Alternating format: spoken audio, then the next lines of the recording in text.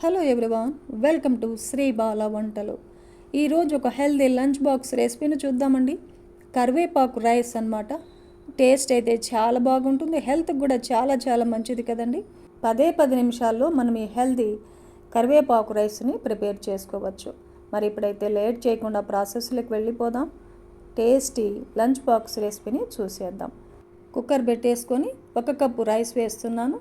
ఇవి normal rice అన్నమాట. Basmati rice అయినా తీసుకోవచ్చు. ఒక 2-3 సార్లు నీట్గా రైస్ను కడిగేసుకొని ఏ కప్పుతో అయితే మనం బియ్యం కొలుచుకున్నామో అదే కప్పుతో 2 కప్పుల వాటర్ వేసేసుకొని టేస్ట్కి సరిపడా సాల్ట్ వేసేసి ఒక 2 లేదా 3 విజిల్స్ వచ్చేంత వరకు హై ఫ్లేమ్లో కుక్ చేసుకుందాం. అన్నం రెడీ అయ్యే లోపల ఏ కప్పుతో అయితే మనం బియ్యం కొలుచుకున్నామో అదే కప్పుతో 2 కప్పుల కరివేపాకును తీసుకోవాలి. కరివేపాకుని ఒక 2-3 సార్లు శుభ్రంగా కడిగేసి తీసుకోవాలి. కొద్దిగా వాటర్ను వేసేసి మెత్తగా మిక్సీ పట్టేసుకోవాలి. మరీ ఎక్కువ వాటర్ వేయకూడదండి, రైస్ ముద్దగా అవుతుంది. చూడండి, ఇలా మెత్తగా మిక్సీ పట్టేసుకోవాలి. ఈ లోపల మనకు రైస్ కూడా రెడీ అయిపోయింది. 3 విజిల్స్ తర్వాత ఆవిరంతా పోయిన తర్వాత మూత తీసి చూసామంటే రైస్ మనకు పొడిగా తయారైపోయింది. ఈ రైస్ని అంతా ఒక ప్లేట్లో తీసుకొని పూర్తిగా చల్లారనిద్దాం.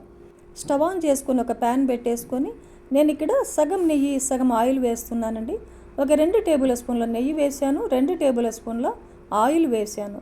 1/2 టేబుల్ స్పూన్ ఆవాలు, 1/2 టేబుల్ స్పూన్ జీలకర్ర, ఒక 2-3 టేబుల్ స్పూన్లమైన వేరుశనగ గుళ్ళను వేసేసుకొని లో టు మీడియం ఫ్లేమ్లో వేరుశనగ గుళ్ళను దోరగా వేయించేసుకోవాలి.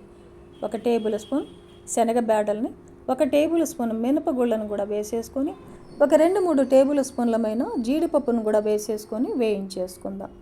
ఈ పోపు అంతా బాగా వేగిన తర్వాత ఒక 4-5 పచ్చిమిర్చిని చీలికలుగా కట్ చేసి వేస్తున్నానండి.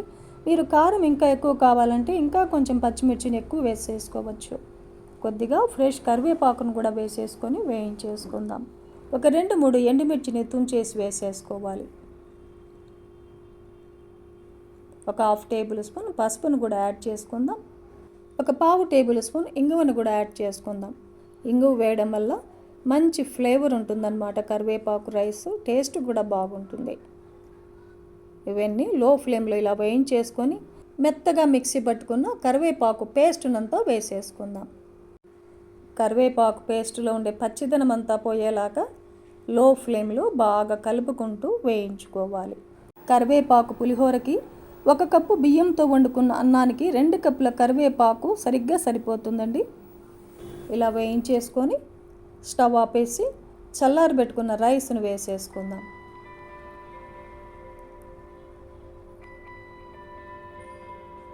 ఇంకొక 1/2 టేబుల్ స్పూన్ సాల్ట్ వేస్తున్నానండి. మనం రైస్ వండుకునేటప్పుడు సాల్ట్ వేసాం కదా, అది సరిపోదు, ఇంకొంచెం సాల్ట్ వేసేసుకోవాల్సింది. 1 టేబుల్ స్పూన్ లెమన్ జ్యూస్ వేస్తున్నాను. లెమన్ అయితే ఒక చిన్న లెమన్ పిండుకున్నామంటే సరిపోతుంది. ఇప్పుడు ఈ మొత్తాన్ని బాగా కలిసేలాగా కలిపేసుకోవాలి. కరివేపాకు హెల్త్కు చాలా మంచిదండి. హెయిర్ గ్రోత్కి బాగా హెల్ప్ అవుతుంది. మనం కర్రీస్లో కరివేపాకు వేసామంటే తీసి పక్కన పడేస్తుంటాం కదా, ఇలా కరివేపాకు రైస్ని చేసుకున్నామంటే హ్యాపీగా తినేయచ్చు. హెల్దీ అయిన కరివేపాకు రైస్ మనకు రెడీ అయిపోయింది. సర్వింగ్ బౌల్లో తీసుకుందాం. ఈ కరివేపాకు రైస్ని ఆనియన్ రైతా కాంబినేషన్తో తీసుకోవచ్చు. టేస్ట్ చాలా బాగుంటుంది.